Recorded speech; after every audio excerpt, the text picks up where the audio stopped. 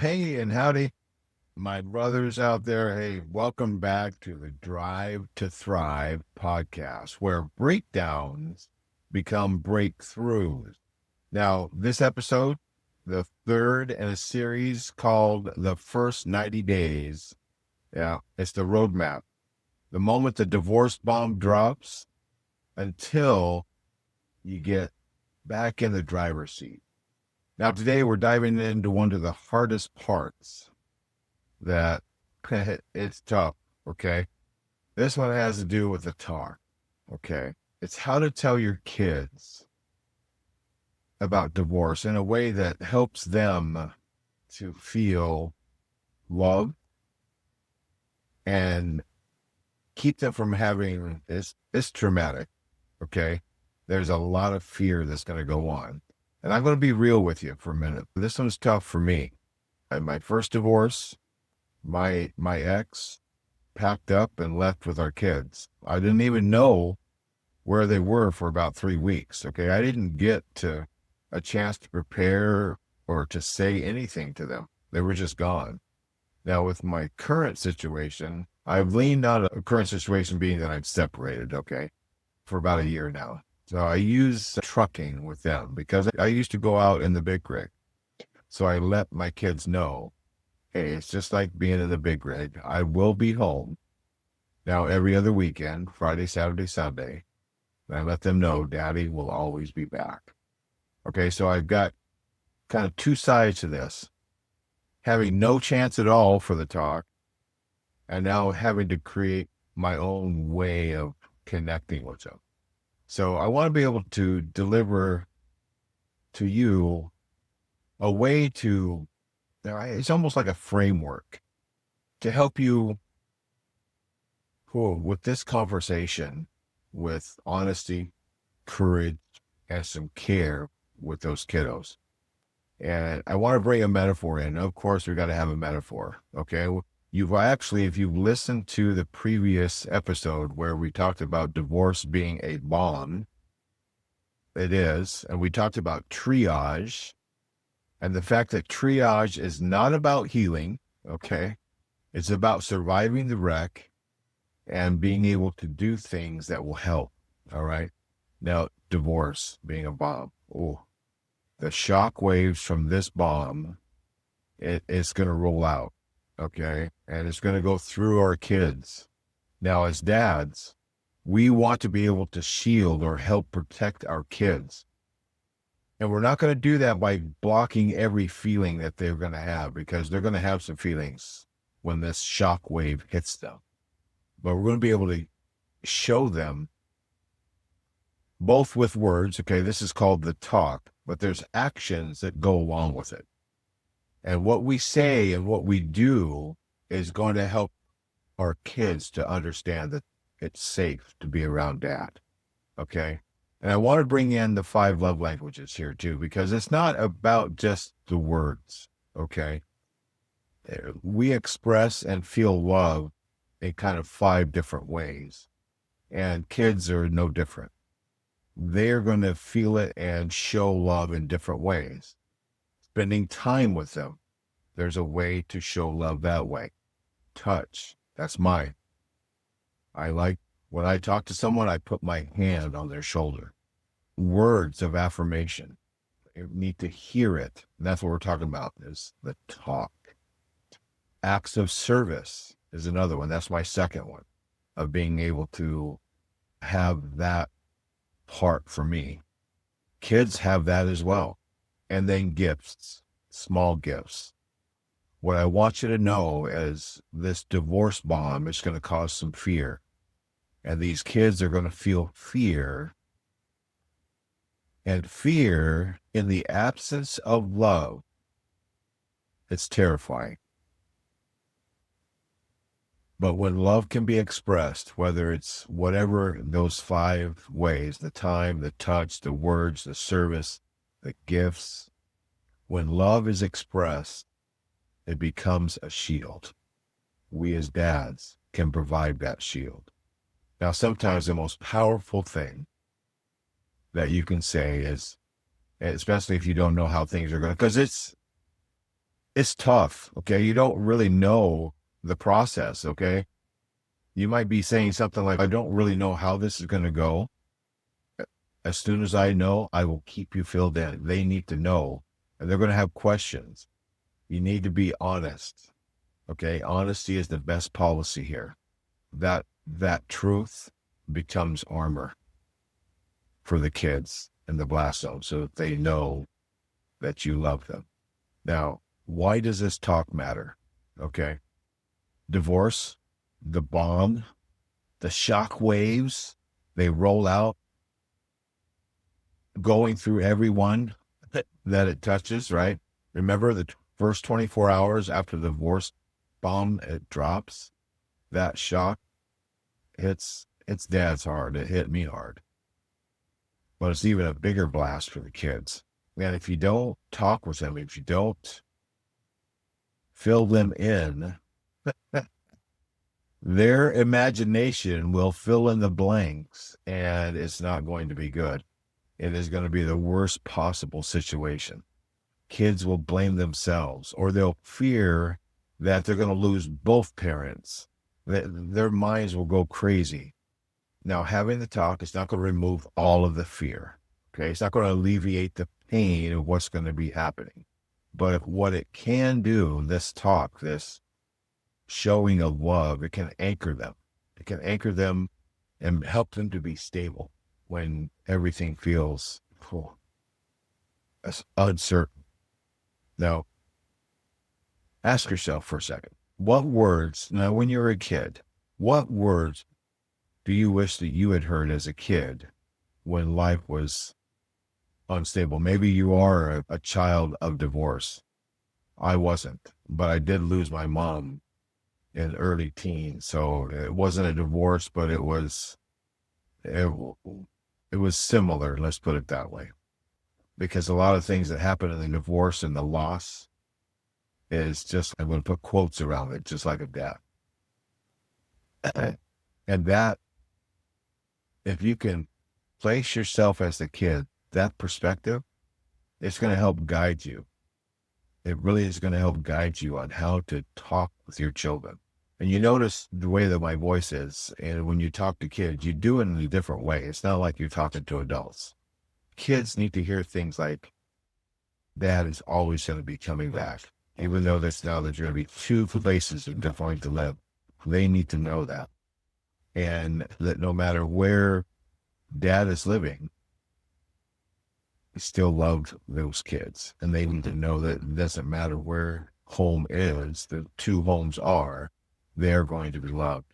And these assurances, that will calm the fear that they're going to have, especially if there's any kind of distance between mom and dad. Now, the talk. Can you do it together? Doing it together would be the best possible scenario. And I know in the world where when you get two different people and you've got a separation beginning to happen, it may not be possible to be able to sit down. How will you know? If there's any way for you to be able to, with your soon-to-be ex, that you can sit down together with your kids, please just do it. It needs to be a unified front, though, for it to work. The kids need, and that's the best way. The kids will then probably feel like, hey, this is going to be okay. What the kids need to understand right here, the marriage, yes, it's ending, but being a parent is not. Okay. Now, if the conflict is there, if you know for sure that it's going to be a battle when you and your soon-to-be ex are going to get together, and there's no way to have the message stay consistent then. Okay? But you want to be sure that if you are, whenever you are with your soon-to-be ex and your kids, you don't want to be setting off these blame grenades, and your kids should never be standing in the blast zone of those grenades. Now, if that conflict level is so high that it's going to be a battle, it's going to do more harm than good. That would be a no-go. In that case, now it's time, the best move now is to keep your message consistent and focus on reassurance for the kiddos.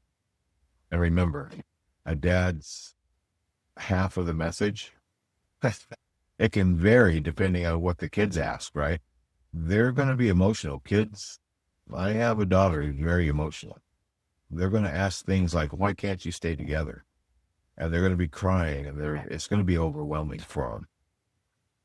The answer, it may not be words, but you need to stay steady. Give truth that's appropriate for whatever age the kids are. Focus on your own commitment. You can't control the tone, their tone. You can't control what happens with your soon-to-be ex and what she might be saying, but you can control your own words, your own actions. Stay steady. That's important. Now, let's go through some sample questions, right? The first one, why can't you stay together? This one's a tough one, right? Thought I would be with my high school sweetheart forever. And yet, one day she's gone with the kids. And I didn't know where they were for a few weeks. The answer here is sometimes grown-ups, they just can't make the marriage work. But it doesn't change the fact that we are both your parents. Period. Once a parent, always a parent. Another question. Are you going to disappear? Well, because you're not going to be living. That's what they might think, because you're now moving away, moving into a different house. But the answer there is no. Now, I might live in a different house, but I'm always going to be in your life. And I will always come back and be with you. And they're going to think, kids will think it's their fault. Okay. And they might ask it in different ways. Did I do something wrong? And you need to reassure them that no, it's not about them. It's not their fault. It's between mom and dad. And the love that mom and dad have for them is still there. They need to know that. They're probably going to be tearful, emotional. And some of the things that this is where physical touch can help. You can also know, in words, you can say, I know it hurts. It's okay to cry. You need to allow them to feel the emotions, feel the feeling, let the tears flow, and let them know that you're there. And let them know you're going to keep showing up no matter what. Now, that's for young kids. Now, what about teens and even adult kids? Teens be asking, do I have to pick sides? Can I just live one place and not have? There's all kinds of questions. And no, you don't want teens to be choosing between mom and dad. You just want them to be able to get love from both. I know in a perfect world that's true, and I've been the receiving end of mom turning the kids against me. Okay, I know that happens. And we're not talking about that right now. That's a whole nother episode that will come later.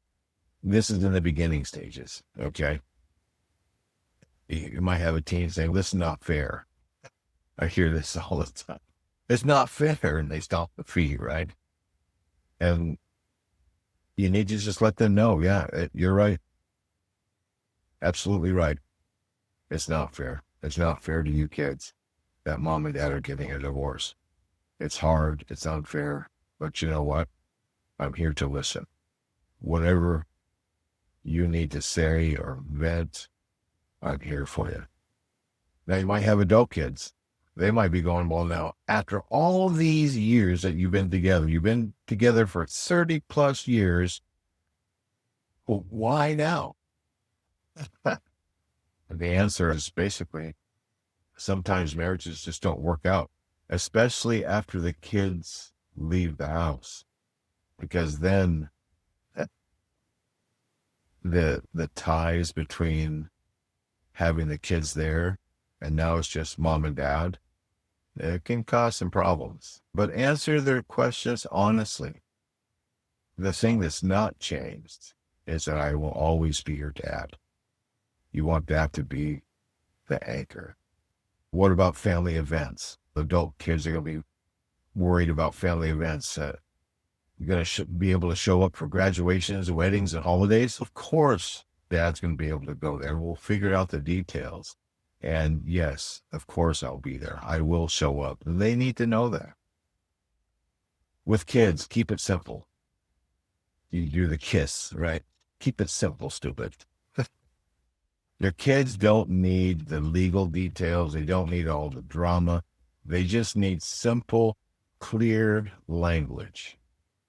Mom and dad's not going to be married anymore. Mom and dad are not going to be together in the same house anymore.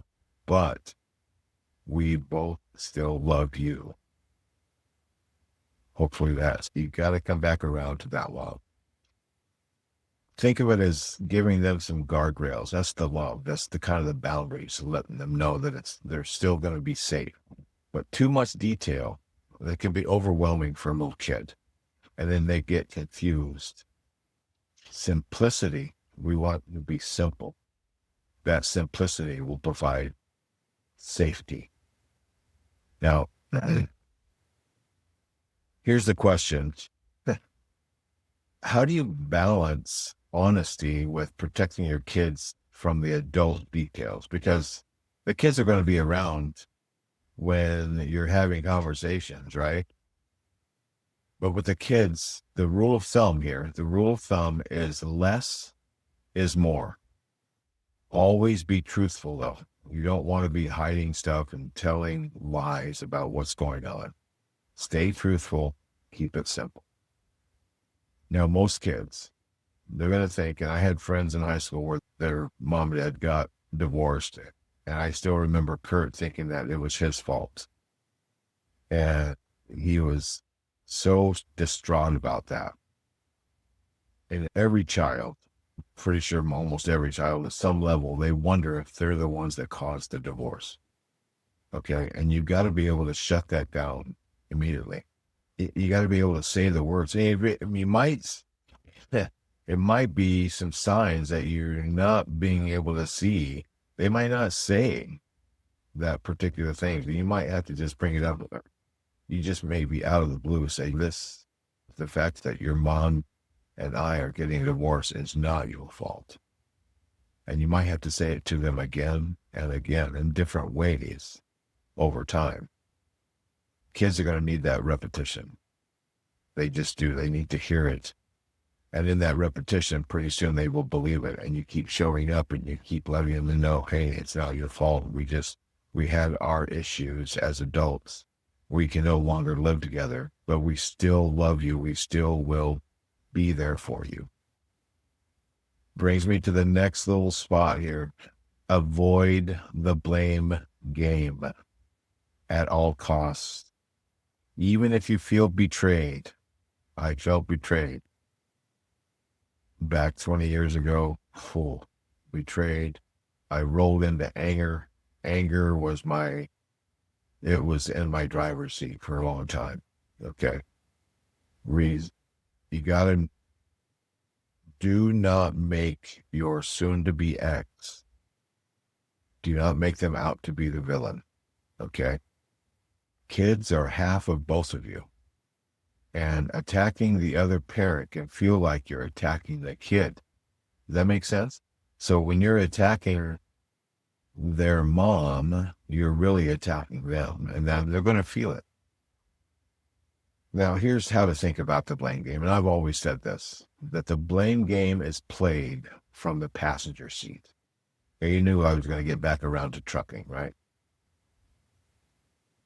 The blame game, you're pointing the fingers, you're saying this and this, you did this, that, and I did that for years. I blamed anyone and everyone. And the finger was always pointed outward. It never pointed back. You can blame yourself. I did in some ways, did blame myself for things. Not at first, of course, because it was my soon-to-be ex back then that did it to me, and that's the way I saw it. But the blame game is played from the passenger seat. Pointing the fingers is not going to get you anywhere. Okay? Responsibility. See, now that's a different game to play. Being responsible, that's when you're in the driver's seat. That's where all the controls are. That's where the steering wheel is. That's where the brakes and the accelerators. The blame game, it's not going to, you're going to go nowhere. And the driver's seat, the seat of responsibility, that is where you're able to steer. You're able to show the kids what it's like to be responsible. Now, instead of, okay, so your mom left us, okay? It's more, you need to make sure the language that you use when you're talking about, or dad, I'm leaving you, right? Because now the dad's leaving, or the mom, don't do that. Just say something to the effect of, your mom and I have decided that we can't stay together anymore, but we will still keep being your parents. You see a theme that's starting to roll through here? And then see what's for kids, the unknown territory that lies out there, because now they're just finding out that you're going to split up. Okay. That unknown is terrifying to a kid. The kids are going to want to have a clear picture of what's going to change and what will not change. Now, you can, for example, okay, you're going to have two homes now. And just like I have a home away from where my kids live right now with my wife, I'm not going to say soon to be ex at this point, but with my wife in a different town. I'm paying for two places. And I've got to let my kids know, you're going to spend weekends with me, and the weekdays and school days you're going to spend with mom. You're still going to go to the same school. We're going to have Friday night pizza nights or play on Sundays, Saturdays. And for me, it's every other weekend because of the way my work schedule is. But that clarity, that clear picture will help bring the anxiety down. It's predictability that's going to help them to adapt. It's going to help them to see that there is a way forward, that they're going to know what's going on.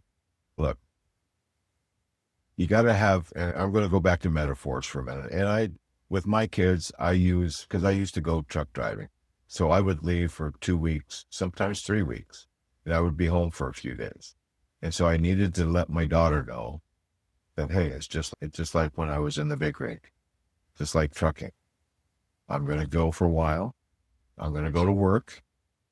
That's what I do. I go to work. It's not in the big rig, but I go to work. But I want you to know I'm always going to come back. And they understand that. That's the shield. That's the shield from the shockwave of that divorce bomb that's blowing up. You could use different metaphors, okay?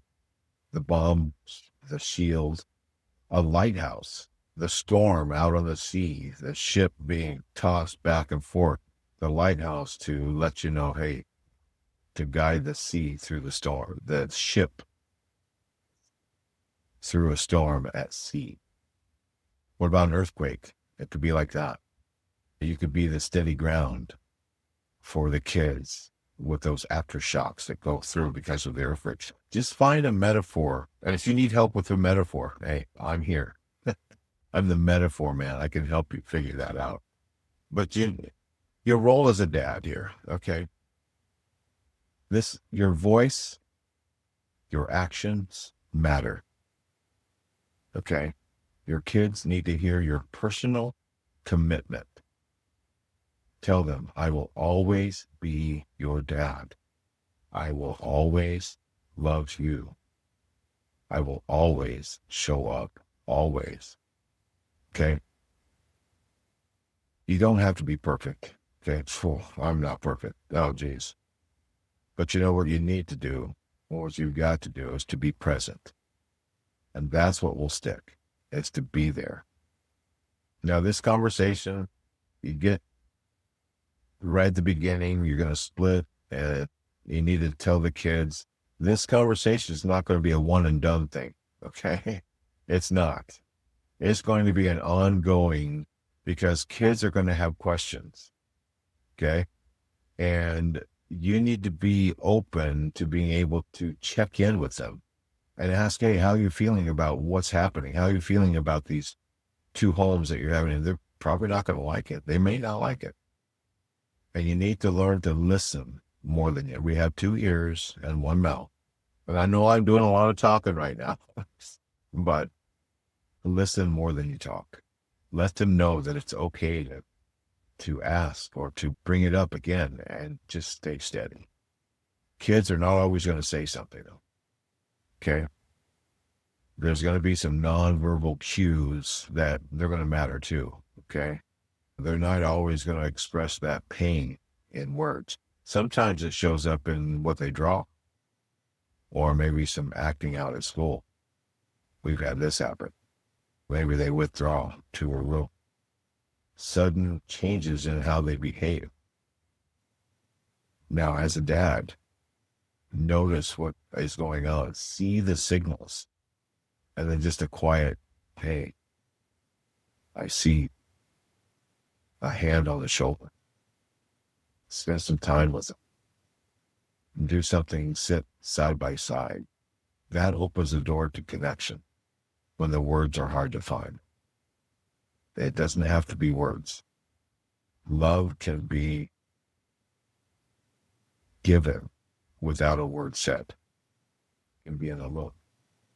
Just remember the 5 love languages: words, time, touch, give, acts. They can all show up right here too. And pay attention to which ones your kids lean towards. We're all going to have, I have 2 of mine are touch and acts of service are 2 main ones. Your kids are going to have probably a main one as well. Be sensitive.